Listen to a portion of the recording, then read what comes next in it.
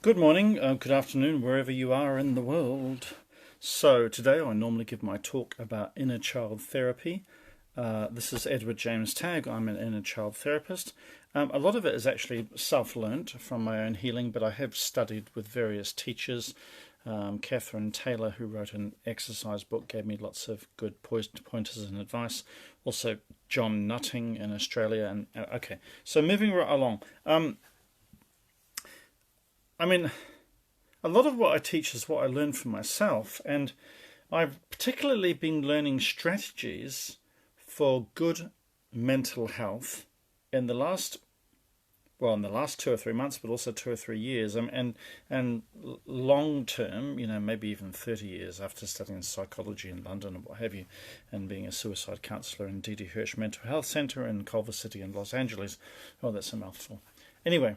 I don't really like using the word or the term mental health, to be honest, because I would actually call it emotional health.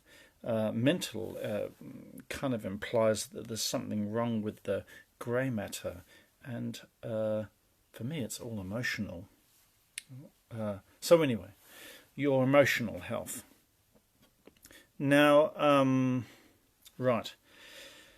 So there are problems, particularly when you work with your inner child. Now, when I use the term inner child, I think it's really, really important to understand. See, here's one of the problems, is that a lot of people think that if you choose to do inner child processes or awareness or therapy, that it's just a small subset of the mental health continuum or the mental health or the emotional health arena of knowledge and understanding, but it's not. My understanding, psychologists can call it primitive ego, but regardless of what language you use, my understanding, particularly because I also work as a starseed coach and I channel Mother Mary and she helps me. She actually literally trains me with a lot of this understanding. It's quite surprising. You think when you work with angels that you're just going to get some psychic downloads and you're going to learn superpowers, but actually for her it's not really about that. It's about my emotional well-being, and so she gives me lots and lots and lots of inner child training. So it's not that I chose to become a inner child therapist as a tiny subset of within the lower strata of psychology. It's not that at all. It's the totality of everything I've learnt recently and over the years through my channeling Mother Mary and working with angels, as well as what I learnt academically long ago in London, studying in Birkbeck College or Kingsway College and King's Cross and other various different institutions, like Southwark College in Embankment, Waterloo, and what was the other one I went to? Birkbeck, the other one. Oh, that's right, Hammersmith and West London College as well, so 4 institutions. Anyway, so my understanding is that your inner child, primitive ego, or the subconscious of your mind or your thoughts or your feelings or emotions is your inner child. Well, I think we never really lose that child within. We never ever lose it. And what you'll understand for really, really good emotional well-being or mental health, which I think is a bad term, to be really, really happy and healthy, all of those aspects of your psyche need to be in balance and they need to be happy. And you can call it inner child, you can find whatever language. And so anyway, now I'm going to get to the grips of the lesson itself. The problem I had was that the trauma that I hold, and you could call that your wounded inner child, and I don't like segregating various different parts. Some people call it your wounded inner child, some people talk about your pure or your spiritual inner child, some people talk about your inner protector, which is the part of you that grows up that keeps you safe. And it is, and I do like to use those terms very, very loosely, but I think it's all aspects of your grown-up ego and your psyche that's wrestling with itself. So it's all part and parcel of the same picture. Now, here's the thing. When you're in a state of trauma, and remembering trauma, it's hard to think oh, one day, how or could I ever be happy? And here's the second thing. When you're in your happy state and you're creative and everything's flowing and joyful, it's hard to remember or imagine that you could ever be sad. So a little bit of fluff went across the screen. It was like it was a funny little fluff. Yeah, okay. So that's the problem. And when you're in those states, one cannot see the other. So the sad state cannot know the happy, and the happy state cannot know the sad. And that's a bit of a quandary for your psyche or your emotional well-being. It's a bit of a quandary. And it's really about defensive states of your wounded inner child at feeling safe. And that's the critical understanding. As you learn to reparent yourself, hello Georgia and everyone else who's watching, by the way, as you learn to reparent and to nurture yourself, what you'll discover is that it's exactly the same as being a parent or a mom to 5 little kidlets, or even just one little kiddie. So just imagine what you would do if you had a child. How would you treat that child? And that methodology is identical to how you should be treating yourself in this regard in terms of emotional well-being. So let's give you an example. If your child had a trauma, not just stubbing its toe or getting a bee sting, but I mean something major like a grief or a loss, a parent dying, a pet dying. That's why it's actually really good for children to have animals, because when their bunny rabbit dies, or when their guinea pig dies, they're having practice in understanding their emotional well-being, and they're setting boundaries around safety with their relationship with their parents about expressing grief. And that really, really, really helps when you become an adult and you have to learn to reparent yourself. So if you've had a bunny rabbit or a guinea pig die as a child, you're in a moment of grief and you're in a moment of trauma. And every time you remember that bunny rabbit or whatever, you'll have a triggering of that.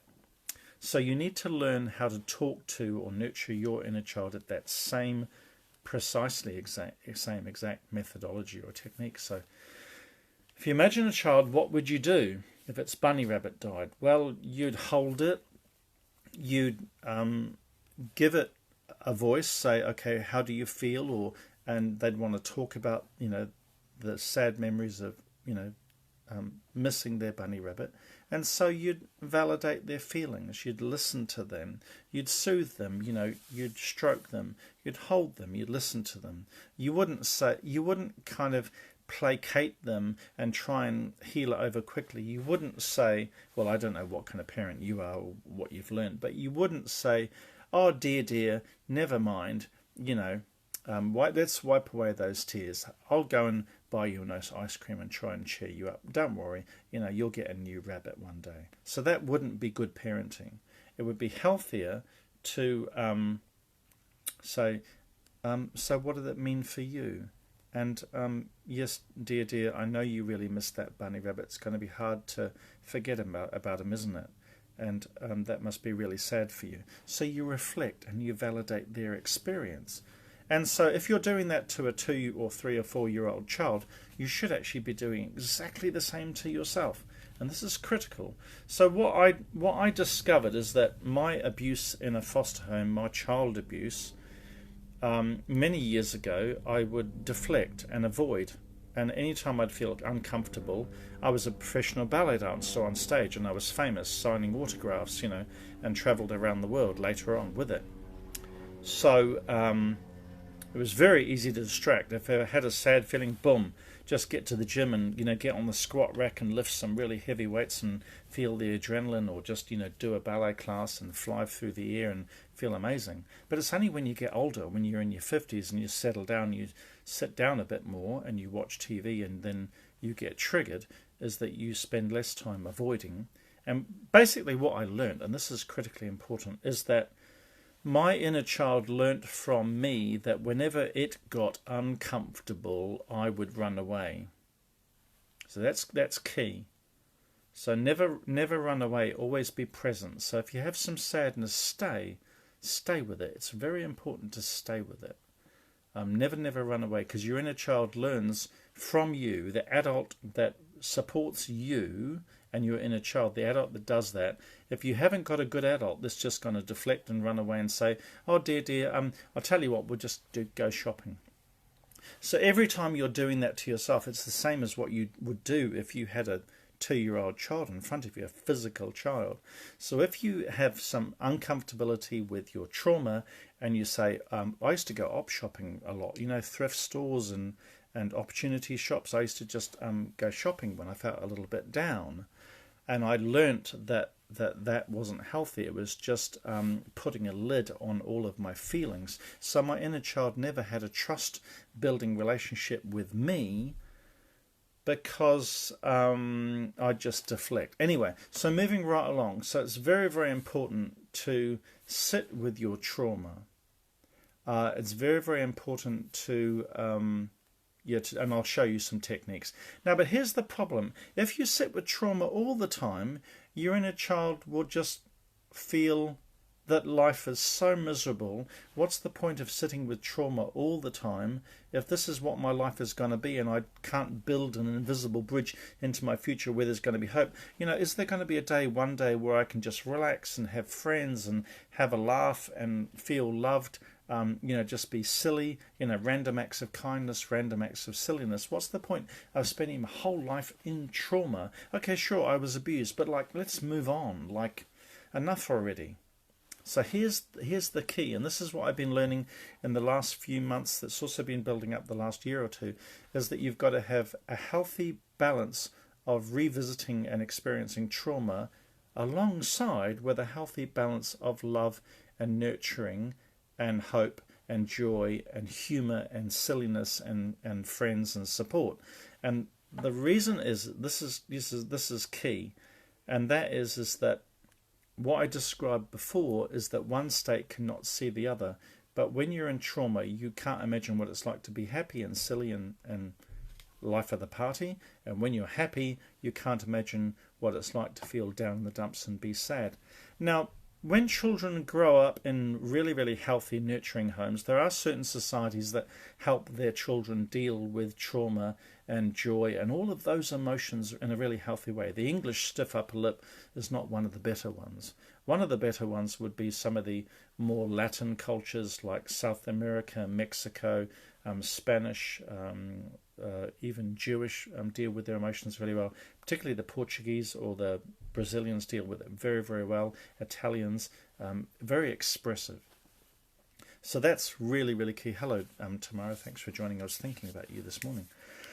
I got an angel message to contact you, but I'll talk to you later. So a healthy emotional state is to be comfortable with all emotions, not to suppress any one. If you have rage, it means things have got out of control. So any kind of negative emotions, be in it. Allow it to just run its course. Or if you're happy in the moment, allow yourself to be happy or joyful. So you have to experience both. And that's key and critically important of how you nurture your own inner emotional state or your inner child or whatever you want to call it.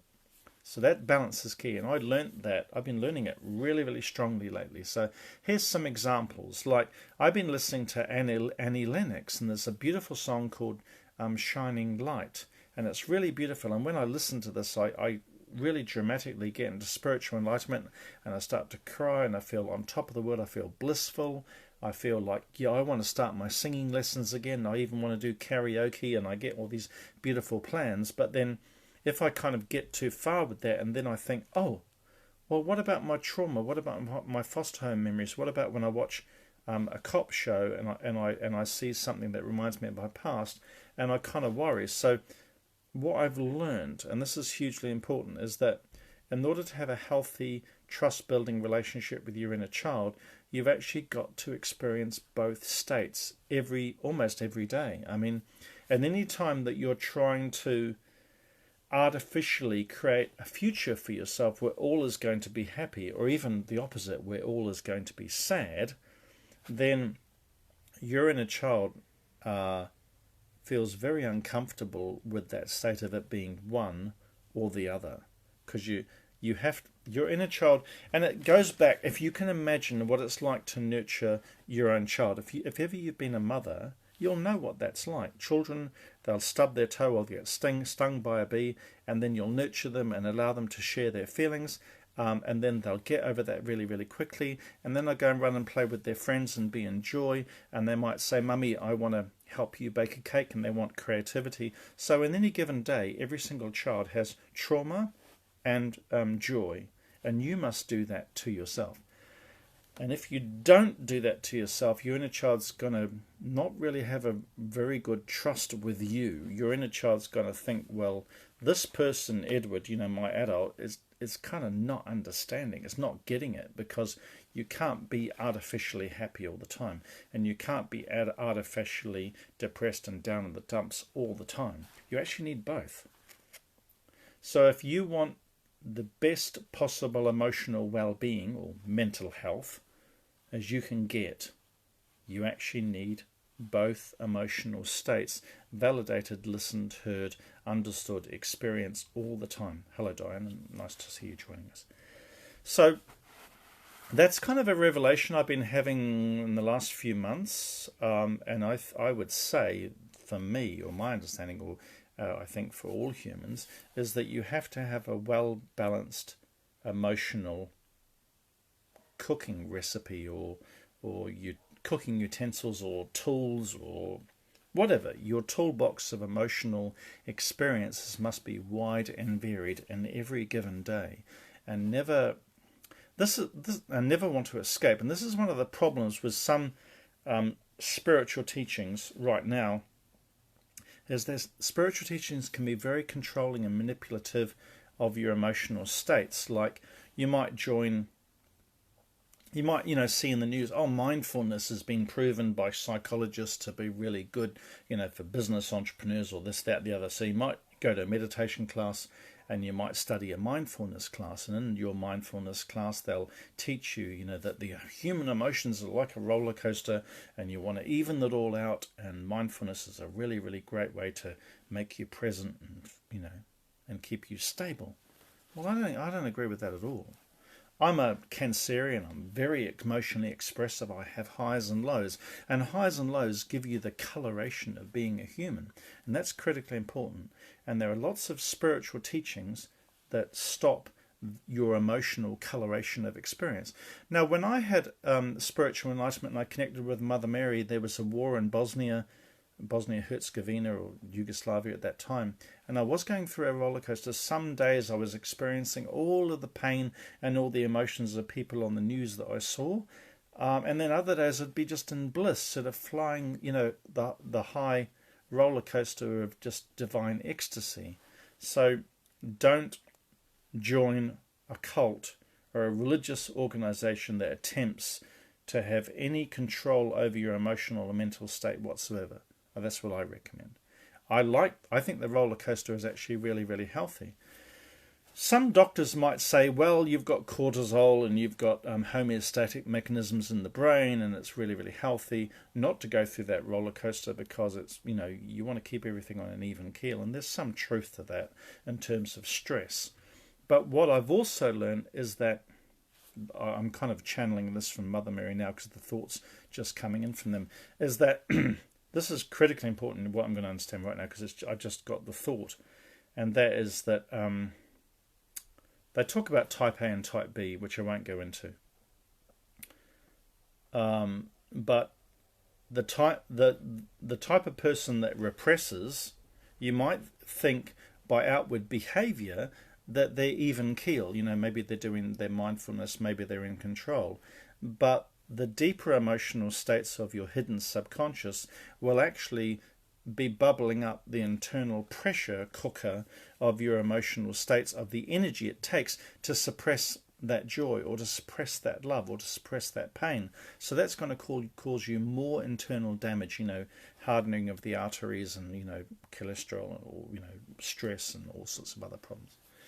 So I believe that full emotionality, or full emotional expression of all of your emotions, are really, really good. And this is coming from an Englishman, an English gentleman who does not have a stiff upper lip. So The emotional roller coaster, my recommendation at this level of understanding at 58, being a spiritual enlightenment teacher and a therapist and what have you, is I would say that's the best way to go. Just enjoy your roller coaster. So, talking on the trauma side, for me, techniques I use is I watch, cop television shows. I have shows that I watch on TV like Criminal Minds. There's a really, really good American TV show called Unbelievable about a girl that was raped, and then the nurturing that came from the FBI agent and the therapist was very loving and nurturing, and it really, really helped me learn a good modeling, and it gave me good boundaries and helped me understand what good nurturing and love and validation. It's even making me emotional to talk about. It was a really good model, and it gave me permission. And a lot of people are being abused. They kind of, if they have a lot of self-blame, they actually need permission to model healthy behaviors upon themselves, watching others doing it. So you might see it on TV. You might find a therapist that does it for you. But that's really healthy. Mother Mary actually gets me to watch, sick puppies, on the side of the road that they pick up with mange and ticks and disease, and they heal them and they make them better and well, and you can emotionally bond with the sick puppy, and that's one thing that Mother Mary has recommended I do. Validation is talking to your inner child, really being there in your emotions and staying with them without flitting and trying to get away from your feelings. Storyboarding can be really good. People who are filmmakers, they do these little picture storyboards on an A3 sheet of paper and tell a story of your life, and you can even do it with your left hand with your inner child. Dialogue reframing is really hugely important. So when I'm working with my angels, they like to remind me. I got some beautiful messages. I was told to go shopping yesterday, and I got some superhero movies, or even just being aware that you are a superhero because what you went through gave you the learning and compassion experience to help others. So you could reframe and view your story that you're a superhero here on earth helping people, and you went through that for that reason. And also telling yourself that it's not your fault. Getting away from that Stockholm syndrome where you identify with your reptilian or your abuser or your narcissist that trained you to think in these negative thought patterns. You might want to tell yourself that it's not your fault, and that you're a volunteer and you chose this and you don't have any karma around this, and you might view yourself as a superhero. So that would be a good way to work on your trauma. Now, the love side of it, because I talked about positive and negative emotions, you could work on loving yourself, validating yourself, nurturing yourself, creativity, self-soothing techniques. Some people actually even do stroking, gardening, nature, animals, having a pussycat or a dog. There's lots of things you can do to bring in self-love, and then promise to bring ongoing support to yourself. Now, another thing I also learned that's really, really healthy, I discovered this with one of my clients, actually.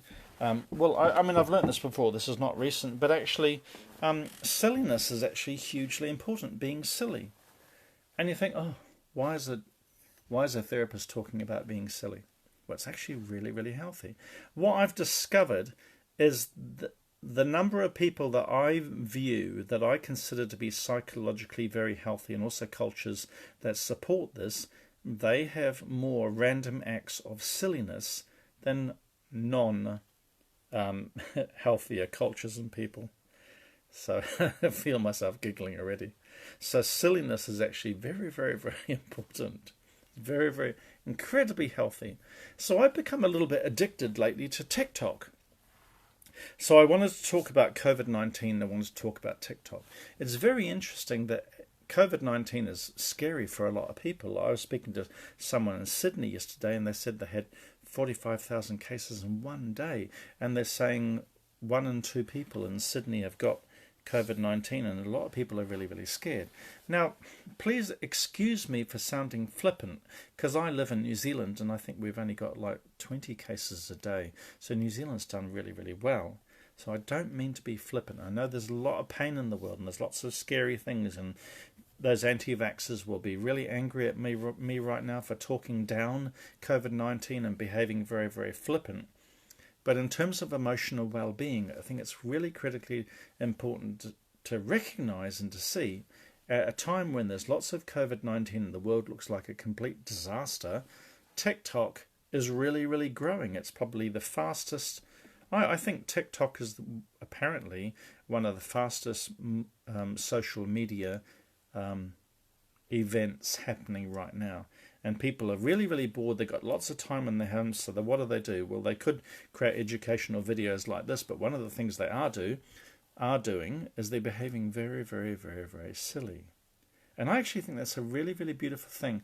I used to worry about young people. I used to worry about the future. I used to think, we're all becoming sort of robotic automatons like George Orwellian 1984. And I saw kind of a bleak future.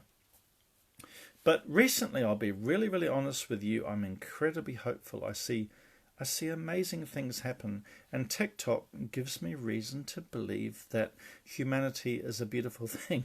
Humanity is really, really amazing, and young people are really amazing, even elderly people, and TikTok. So there's a mosquito. That mosquito, I've been hearing him. I almost got him. Mosquitoes are a problem. Anyway, so TikTok is giving people the canvas or the arena or the opportunity to express themselves in all manner of ways. And there's some negative stuff, of course, and there's lots of stupid stuff. But it's very, very entertaining. Not just animals, not just cats and dogs. But I saw a woman and she had like a saucepan on her head, and she had 2 saucepans on her front, 1 on her back, and 2 on her tummy. And she had one of those graters on her, and she was going tink, tink, tink. Anyway, enough said. So, TikTok is just an expression of how many people are behaving silly because they're bored, but it's actually a beautiful thing. And so why am I talking about this in terms of inner child and emotional well-being? Well, you've got to have trauma, you've got to have love, but you've got to have lots of silliness, humour. Because if you're not relaxed, humour, and particularly silliness, there's 2 main reasons. It's probably the most powerful de-stressor that you have in your life. So if you want to de-stress, sure, go to your mindfulness, class, or go to, some Buddhist lecture on Tibetan Buddhism, and, read, Miller Ripper's, 10,000 songs, and, do if you want to. But I just recommend humour and silliness.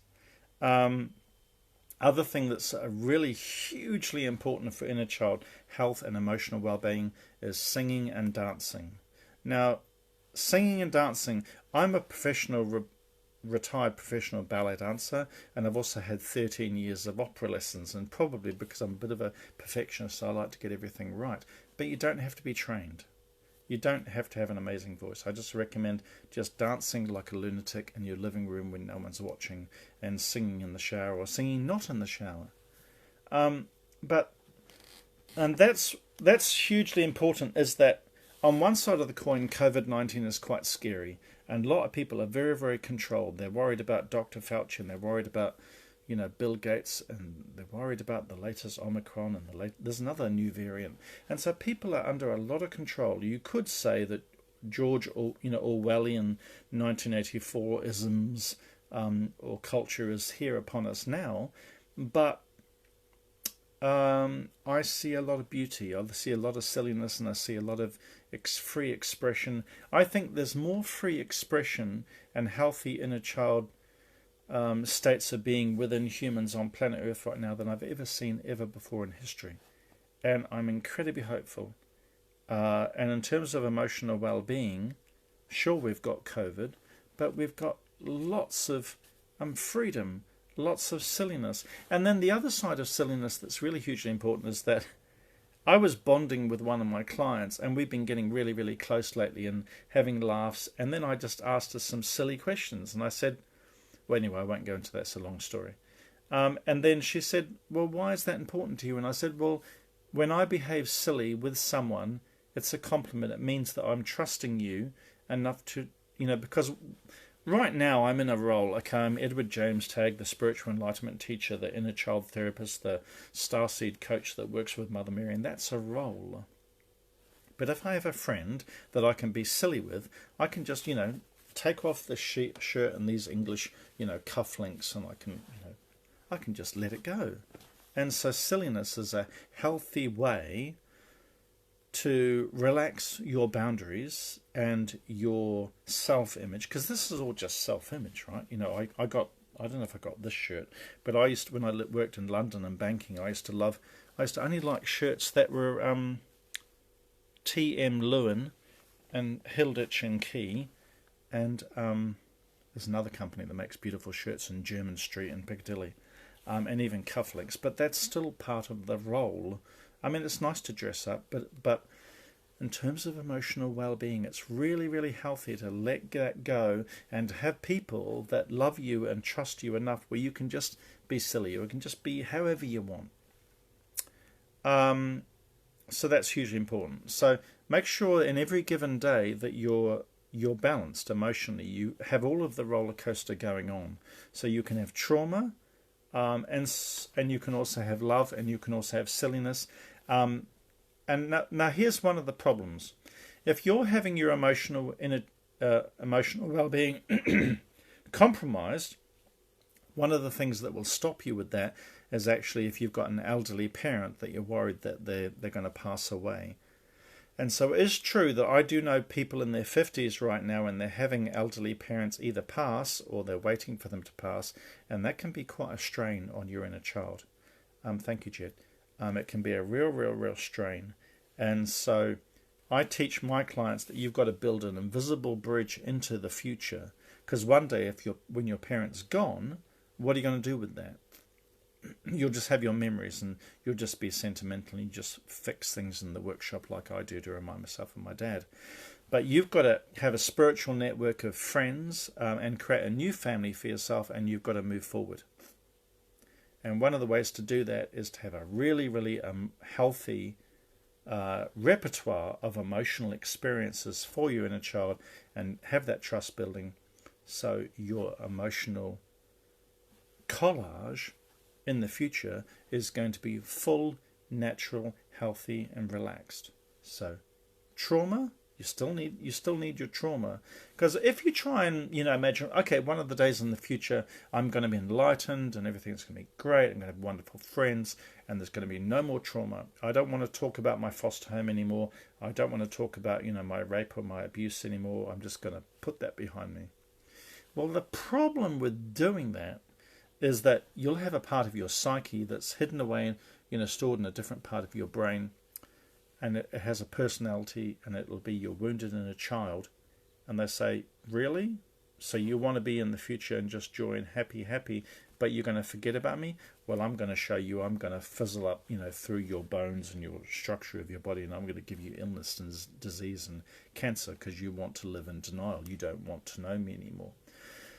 So anyway, I think I've talked a lot about this before, and I don't want to harp on about this ad infinitum, but the point is that you kind of need to keep hold of your trauma, essentially, because it teaches you compassion towards yourself and others. And you can never entirely get completely free of it. Well, and you shouldn't want to, because I think it's really, really healthy, important to be comfortable with negative emotions, so they don't kind of get into rage, and the emotions will get extreme if you try and block them or avoid them. Just keep them healthy and natural. Some people even talk about taking their skeletons out of the closet and dancing with their skeletons in the living room and just make a joke of it. So you need a emotional balance. You need an emotional collage that is full and expressive and real and authentic. I don't recommend mindfulness. I don't recommend Tibetan Buddhism. I don't recommend any kind of mind control techniques. I don't recommend any religion. I definitely don't recommend any cult. And I recommend a full, varied, emotional collage. Sure, your parents may be elderly and they will pass away one day, but keep your emotions varied, and keep your friends close, random acts of silliness, and relax your boundaries. Don't worry about your status, have lots of friends and develop a spiritual network of people that that you trust and that they trust and they love you. And I think you'll turn out just great. So that's my recipe for the day. I'm not going to summarize everything. I think you can go back and listen to this. It'll be on YouTube.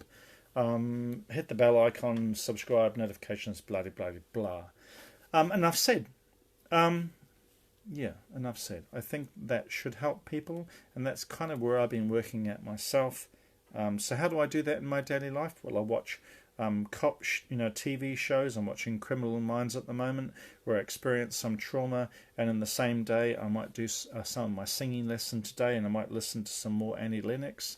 I might do some creativity, do some garden. I might kneel and look at the trees and put on some beautiful Haley Western music and prayer and experience my bliss. I might talk to some friends. I'm going to visit a friend today. They've got a feeding tube. They've just come out of hospital, so I'm going to be realistic about my emotions, about my trauma, so I have compassion for them. They've just come out of hospital. They're going to be talking about their own trauma, and I'm going to be having a day where I have a full collage of a whole range of emotional experiences. And that should, if you take on a similar model for your own life, I think you do well. And with regards to the future of humanity, COVID is scary.